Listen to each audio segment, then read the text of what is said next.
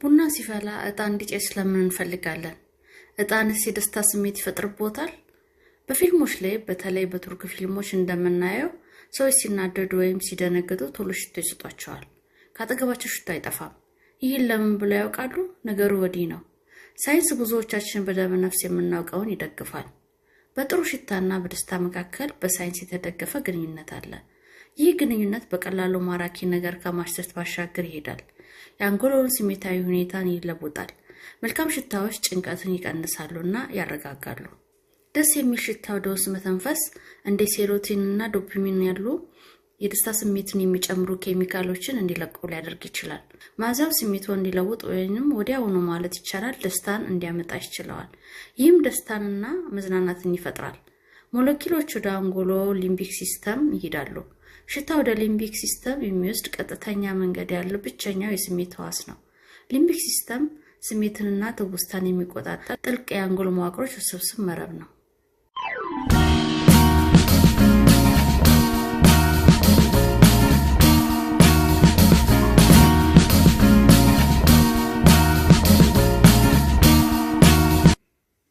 በሀገራችን ቡና ሲፈላ እጣን ማጨስ የባህላችን አንዱ አካል ነው።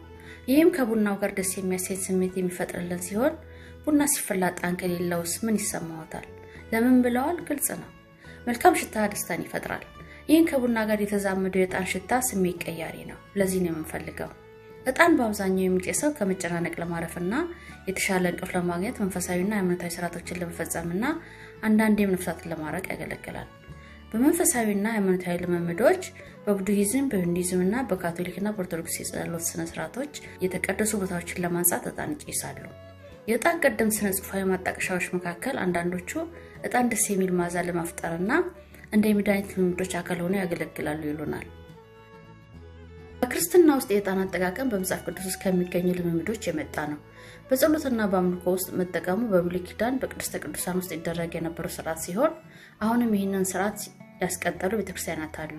የሮማን ካቶሊክ፣ የምስራቅ ኦርቶዶክስ፣ የሉተራንና የብሉይ ካቶሊክ ቤተክርስቲያን ጨምሮ በክርስቲያናዊ ቤተክርስቲያናት ውስጥ እጣን ጥቅም ላይ ይውላል። ክርስትና ወደ ኢትዮጵያ ከገባ ጀምሮ እጣን ማጨስ የኢትዮጵያ ኦርቶዶክስ ተዋሕዶ ቤተክርስቲያን ስርዓተ ቅዳሴ ወሳኝ አካል ነው። በቀደምትነት የተመዘገበው የእጣን አጠቃቀም ከጥንቷ ኑቢያ ጋር የተያያዘ ነው። በዛሬቱ ሱዳን ውስጥ በኑቢያ የሚገኙ የአርኪኦሎጂ ቁፋሮዎች ከሴራሚክ የተሰራና በአንዳንድ ሊቃውንት እንደ ንጉሳዊ ስዕላዊ መገለጫ በሚተረጎሙ ምልክቶች የተጌጠው እጣን ማጨሻ በኑቢያ ማህበረሰብ ውስጥ እጣን የአምልኮ ስርዓትና ፖለቲካዊ ጠቀሜታ እንዳለው ይጠቁማል። ባቢሎናውያን በጸሎትና በሃይማኖታዊ መስዋዕት ወቅት እጣን ይጠቀሙ ነበር። ከዚያም ወደ ግሪክና ሮም ተዛመተ። በአረብ ሀገራት እጣን የሚጨሰው እንደ ሰርግ ወይም አርብ፣ በአምልኮ ቀን ወይም በአጠቃላይ ቤቱን ለማወድ በልዩ ዝግጅቶች ላይ ነው። የእጣን አጠቃቀም በሀገራችን ከጥንት የተጀመረ ሲሆን በቅድመ አክሱማይትና በአክሱማይት ዘመን በስርዓት አምልኮና በመንግስት አስተዳደር ውስጥ ይጠቀሙ እንደነበር ተመዝግቧል። ይህም በአርኪኦሎጂ ጥናት ወቅት የተለያዩ ማጨሻዎች ተገኝተዋል። የአካባቢው ነዋሪዎች ከዛፎች ላይ ለሺህ ለሚቆጠሩ ዓመታት ጥሩ መዓዛ ያላቸውን እጣኖች ሰብስበዋል። በአፍሪካ ቀንድ የጥንት ስልጣኔዎች ከዛሬው ኢትዮጵያና ኤርትራ አካባቢ እጣንና ከርቤ ከቅድመ ታሪክ ጀምሮ ሰብስበው ይገበያዩ እንደነበር ይነገራል። እንደ አውሮፓ አቆጣጠር በ1995 በሆንግ ኮንግ ጸረ ካንሰር ማህበር የካንሰር ማዕከልና ሌሎች በርካታ ማዕከላት በተደረገ ጥናት እንዲህ ሲሉ ጽፈዋል። እጣን ማጨስና እንደ ስር የሰደደ ሳል፣ ብሮንካይተስ፣ የትንፋሽ እጥረት፣ አስም፣ አለርጂ ወይም የሳምባ ምች በሽታዎች መካከል ምንም ግንኙነት አልተገኘም ብለዋል። ሆኖም እንደ አውሮፓ አቆጣጠር በ2001 በታይዋን በተካሄደው ጥናት በቡድሂስት ቤተመቅደሶች ውስጥ ሰንደሎችን በማጨስ የተገኘ የጋዝ መጠንን በመለካት የአየር ማስገቢያ በሌለው አካባቢ ውስጥ እምቅ የሆነ የካንሰር አምጪ ንጥረ ነገር ቀስ በቀስ መከማቸቱ ተረጋግጧል። ከተለያዩ አበባዎች መልካም መዓዛ እንዲኖረው ተደርጎ ስለሚቀመሙ ሽቶስ አስበው ያውቃሉ? ከሽቶም እንደ እጣኑ መልካም መዓዛ የሚወጣ ሲሆን ይህ ምን ይፈጥርብናል? ለምን ሽቶ እንቀባለን? ከስሜቱ ጋር የተስማማውን ወይም እርስዎ መሆን የሚፈልጉትን ስሜት ለማምጣት ሽቶ መቀባት ትርጉም ሲኖረው የሚወዱትን ሽታ ሲጠቀሙ ራስዎን በተለየ መንገድ ያሉ። ይህ ለውጥ እውነተኛ ነው።